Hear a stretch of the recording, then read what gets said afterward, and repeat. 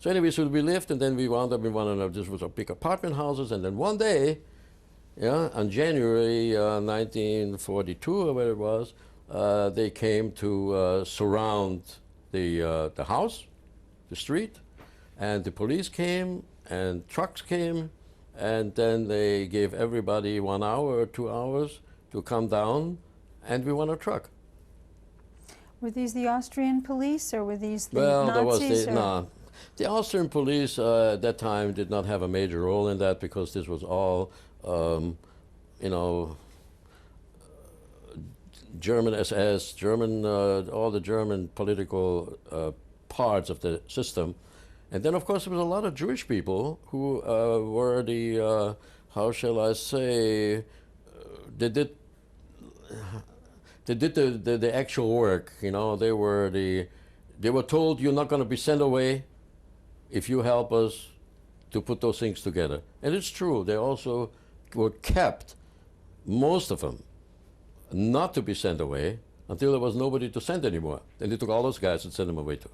Did you and your mother know the people that were organizing you, the Jewish people? Yeah, I knew people. And who were they? Well, there were some people we knew, you know, the Jewish community, who, you know, tried to save themselves, you know, from the ultimate answer by doing this kind of helping. All right, so tell us about this particular day when your well, anyway, so we was were surrounded. we were picked up. We went in a truck. They took us down to a school. Yeah, and the school was the transit collection place.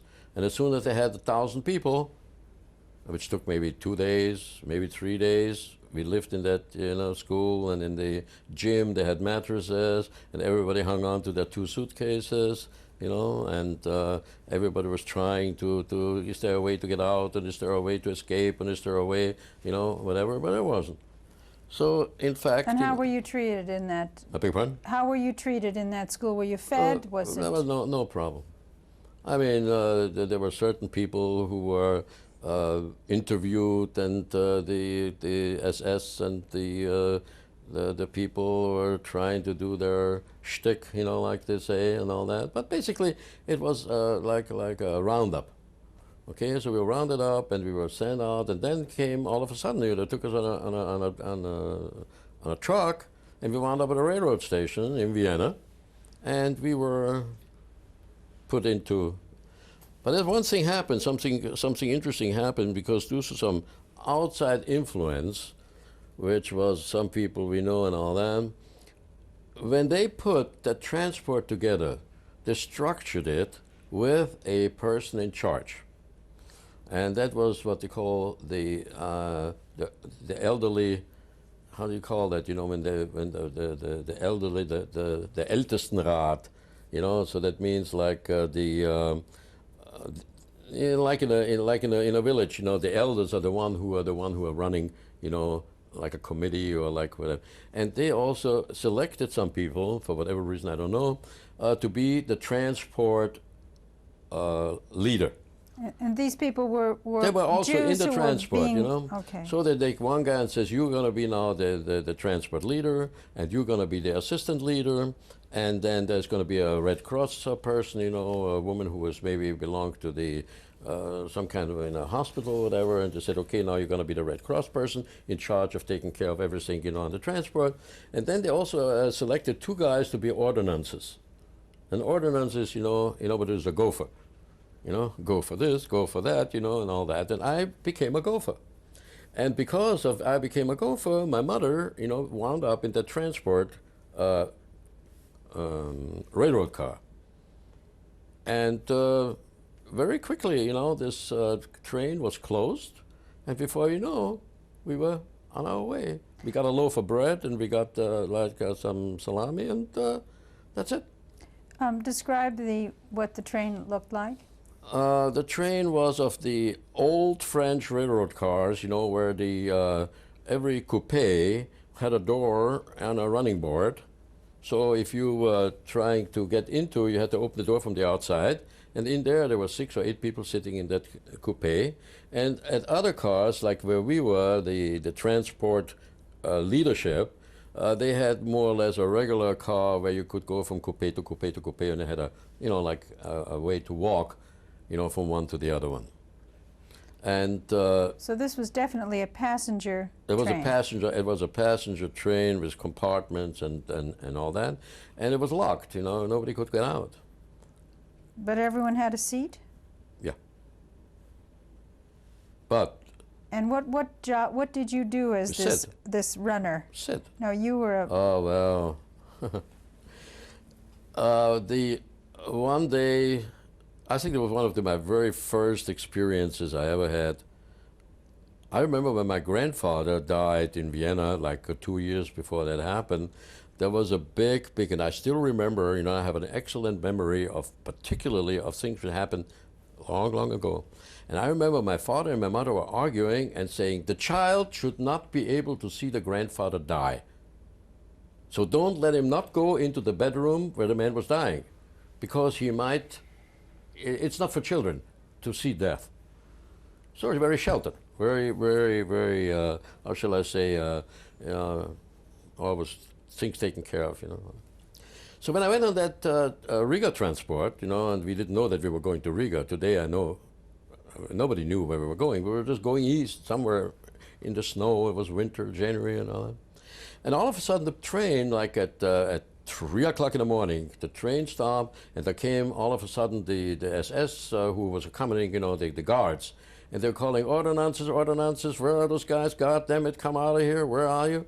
So we just opened the door and said, so okay, you guys go in the back. The last car ran a hot axle, which means that the train could not pull that car anymore. It was frozen. The wheels were frozen. Okay. So we were supposed to move the people into another car so that they can cut that railroad car off and leave it. You know, just go on without it.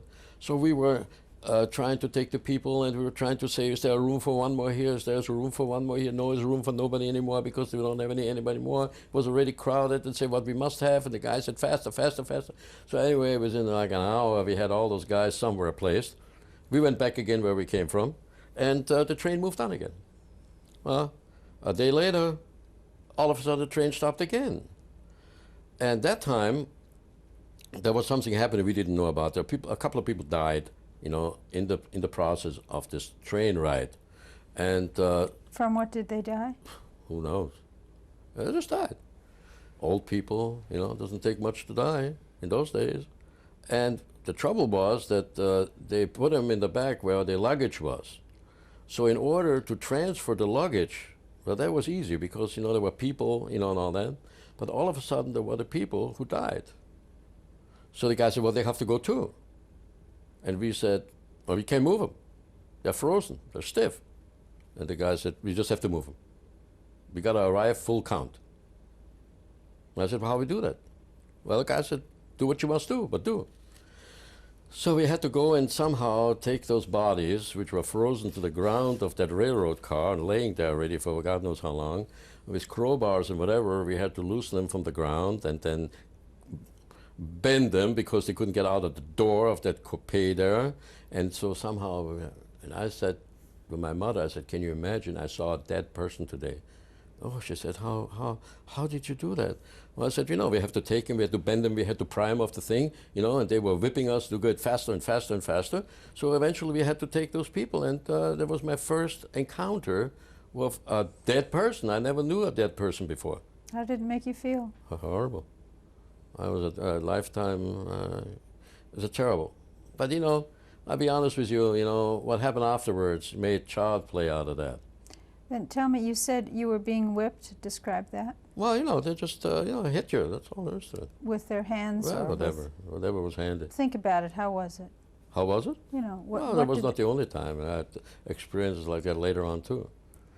So anyway, so that we arrived then, and that was then the, like 10 days or 12 days later. We never had any more food than what we had in our hands at the time when we entered the railroad car. We arrived in Girotava, and Girotava was the railroad station in Riga, Latvia. And that's where we arrived, and there's been hundreds of stories have been told, and movies have been made how this works.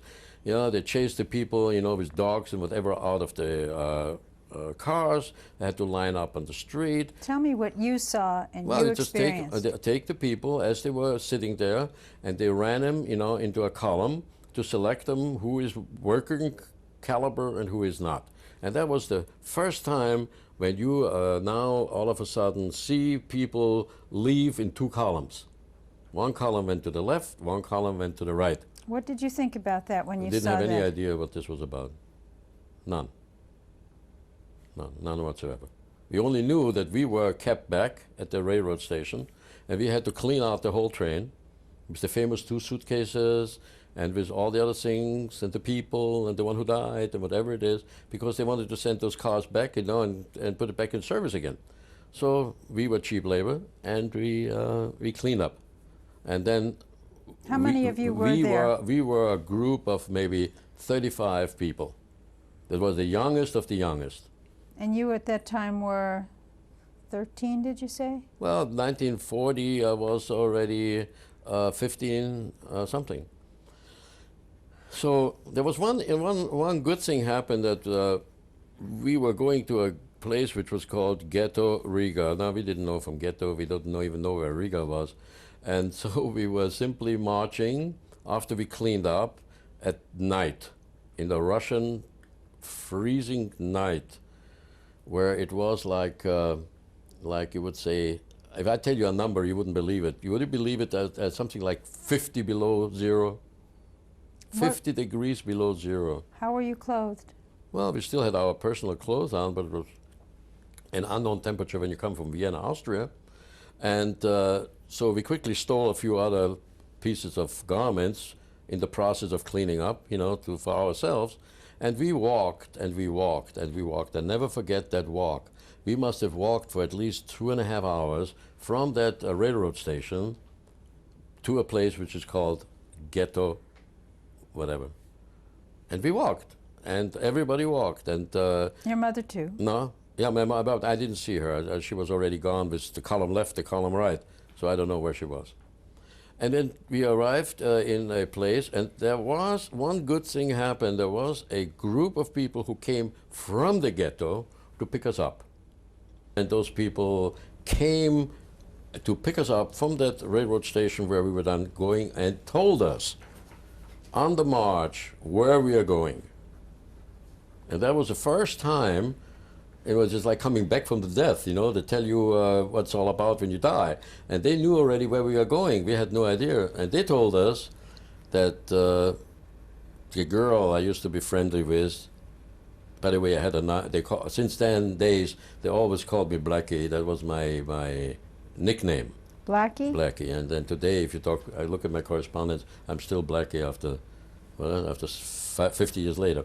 But anyway, so she said to me, Blackie, she says, you are going to go now in a ghetto, and all you are guys, and we are going. And so we did arrive at like 2 o'clock in the morning from that arrival at that miserable railroad station, and hiking in that 50 below zero, we wound up in a ghetto.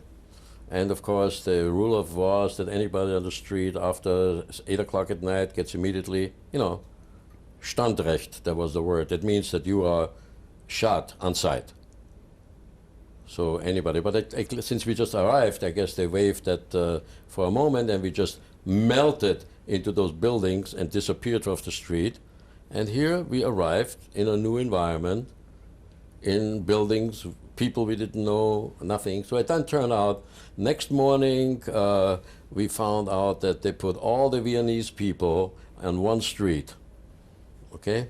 So in other words, we were at that time down from 1,000 people. They sorted out about 250 older people who never made it.